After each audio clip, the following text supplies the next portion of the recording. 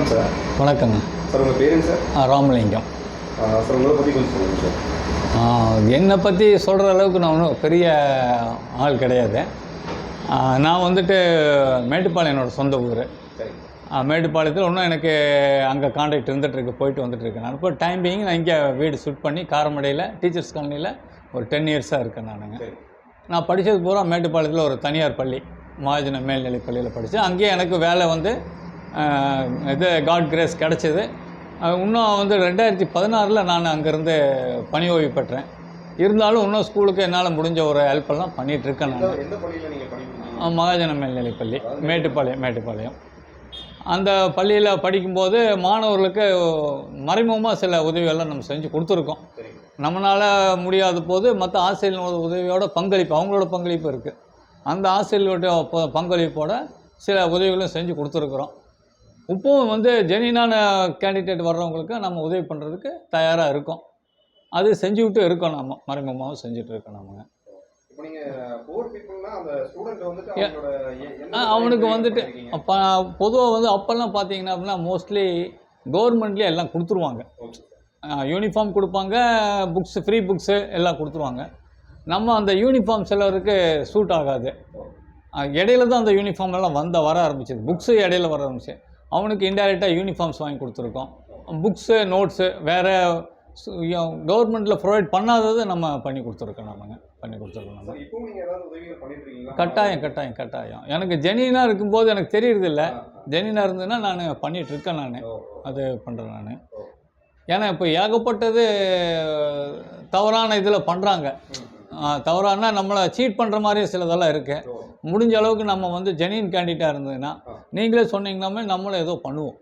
இப்போ வந்துட்டு சில ஸ்டூடெண்ட்ஸ்க்கு வந்து படிக்க வைக்கவே முடியாமல் சில பேரண்ட்ஸ் இருக்காங்க. அவங்களுக்கு நம்ம பண்ணலாம், ஏதோ ஒன்று பண்ணலாம். நம்ம பொருளாதார இதாக நம்ம பண்ணுறோம். நீங்கள் இண்டிவிஜுவலாக பண்ணுறீங்களா இல்லை? நான் இண்டிவிஜுவலாக தான் சார். நான் அப்போ ஸ்கூலில் படிக்கும்போது சிலரோட இது டீச்சர்ஸோட கான்ட்ரிபியூஷனோட பண்ணினேன். இப்போ வந்து யாரையும் நம்ம போய் அப்ரோச் பண்ணுறது இல்லை. நம்மளுக்கு ஆண்டவன் காட் கிரேஸ் நம்ம ஓரளவுக்கு இது பண்ணுறங்காட்டி நம்ம அதை தனிப்பட்டதில் செஞ்சுட்டு போயிடுவோம். ரிட்டையர் 2016 ரிட்டையர் ஆகிட்டேன். பட் இன்னும் எனக்கு ஸ்கூலில் கான்டாக்ட் இருந்துகிட்ருக்கு. சுமாராக எவ்வளோ இருக்குன்னு கெஸ் பண்ணுறீங்க? 67 கம்ப்ளீட் ஆச்சு சார். தெரியல. ரைட்டு. சார், இப்போ நீங்கள் மாணவர்கள் வந்து யாராவது ஒரு சில மாணவர்கள் வந்து எங்களுக்கு படிக்கிறதுக்கு உதவி வேணும், தாராளமாக நீங்கள் என்ன அப்ரோச் பண்ணிங்கன்னா நான் பொருளாதார செய்கிறேன். நான் முடிஞ்ச அளவுக்கு என்னோட செய்கிறேன்.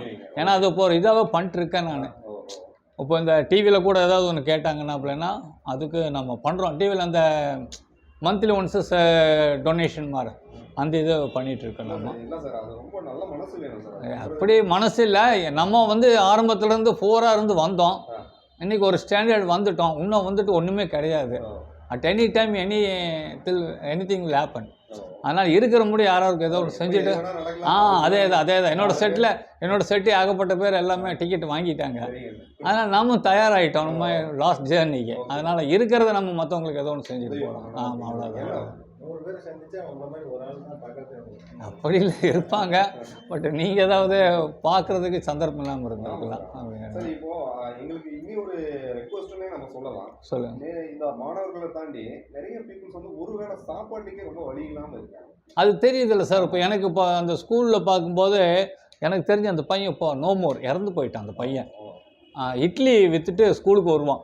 அவனை கூப்பிட்டு நான் கைட் பண்ணேன். அவனுக்கிட்ட கவலையப்படாத, அவமானமெல்லாம் வந்துட்டு உனக்கு மனசுக்குள்ளே வச்சுக்கோ. அவமானப்பட்டால் தான் வாழ்க்கையில் முன்னேற முடியும்னா ஓரளவுக்கு ஸ்டாண்டர்டாக வந்தான் அந்த பையன்.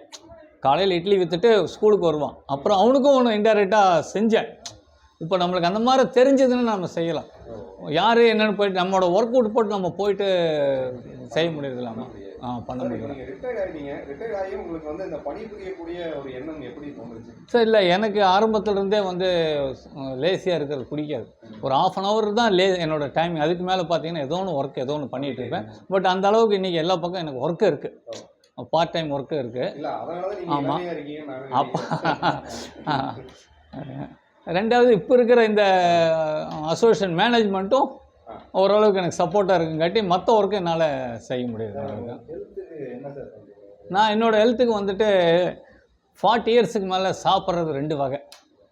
ஒன்று கையில் எடுத்து சாப்பிட்றது, இன்னொன்று வந்து கண்ணில் சாப்பிட்றது.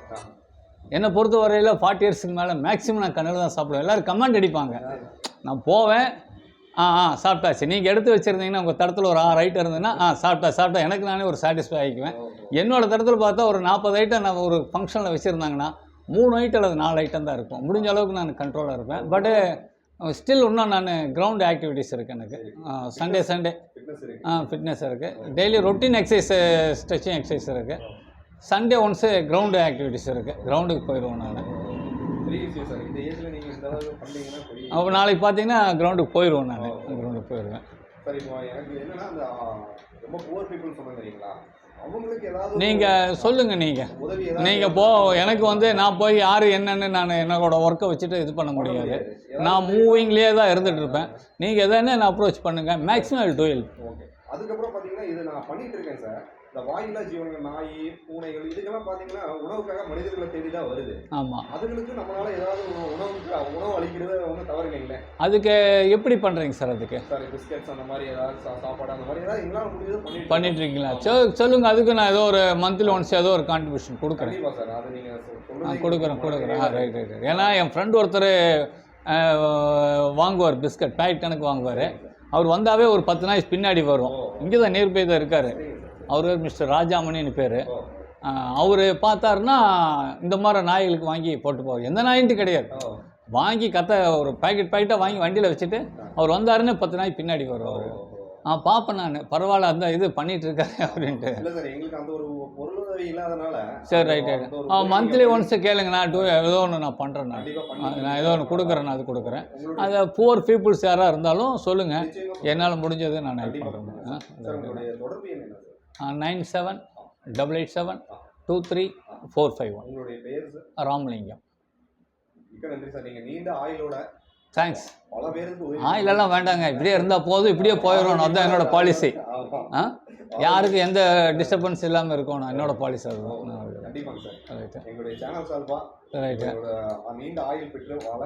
சந்தோஷம். Thank you sir. Thank you sir. Right. Okay, thank you.